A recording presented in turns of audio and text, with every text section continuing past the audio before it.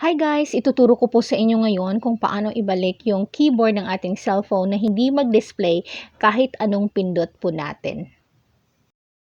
This could be good for me. Lately I was feeling like I need a purpose. Ngayon, punta tayo sa settings ng ating cellphone. So, i-click natin siya. Tapos, dito hanapin natin yung system management. I-click po natin siya. Tapos, dito naman, hanapin natin yung language and input. Okay? Click natin. Tapos, ito po yung lalabas. Makikita niyo yung default input method. Naka-touch file po siya. So, ilipat po natin sa Gboard. Yan po ay dinownload ko kanina sa Play Store. Okay? Dahil hindi po mag-display yung aking keyboard kahit anong pindot ko. Tingnan niyo nasa Gboard na siya. Okay, ngayon, i-click ko itong Gboard para makita ninyo na pwede po itong i-customize. Ayan po siya, guys. Ang gamit kong cellphone po ngayon ay Vivo. Ayan po, pwede natin siyang i-customize kapag yan po yung ginamit natin. Pero sa akin po kasi, ang plan ko is ibabalik ko siya sa default keyboard ng cellphone ko.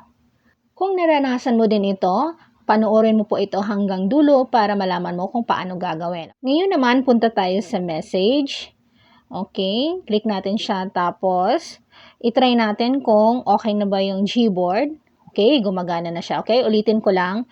Ayan po siya guys, yung Gboard gumagana na siya. So, meron na pong nagde-display na keyboard sa aking cellphone. Ngayon, balik tayo doon sa settings. Dito sa settings, hanapin natin yung system management. Tapos, yung language and input. Okay, click natin. Click natin yung default input method. Ililipat po natin sa touch file. Ito po yung default keyboard ng ating cellphone. Tapos, punta tayo sa message. Tingnan natin kung gagana na ba siya. Okay guys, okay na po siya. Gumagana na po yung ating keyboard sa ating cellphone. Ito po yung default keyboard. Okay? Ipapakita ko lang po sa inyo kung ano po yung dinownload ko na app kanina para sa keyboard ko. Dito po, i-type lang po natin yung keyboard. Okay, tapos lalabas na po siya guys. Ayan po, yan, yung Gboard, the Google Keyboard. Yan po yung aking dinownload kanina para sa aking keyboard. Ayan po siya guys. I-click natin. Pwede mo siyang i-uninstall kasi okay na po yung default keyboard pero pwede namang hayaan mo na siya.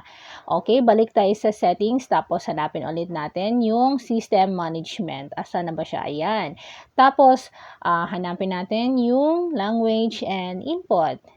Tapos, tingnan natin dito. Yes, nasa touch file na po siya yung default keyboard ng ating cellphone. Ayan. So, okay na po siya guys. So, kung may tanong po kayo, comment lang po sa baba kung naranasan din po ninyo yung ganito, yung hindi po mag-display yung keyboard. Ayan po siya guys. So, uulitin ko lang. Okay, okay na po talaga. Meron na po tayong keyboard. Bumalik na po siya. So, maraming salamat po sa inyong panonood.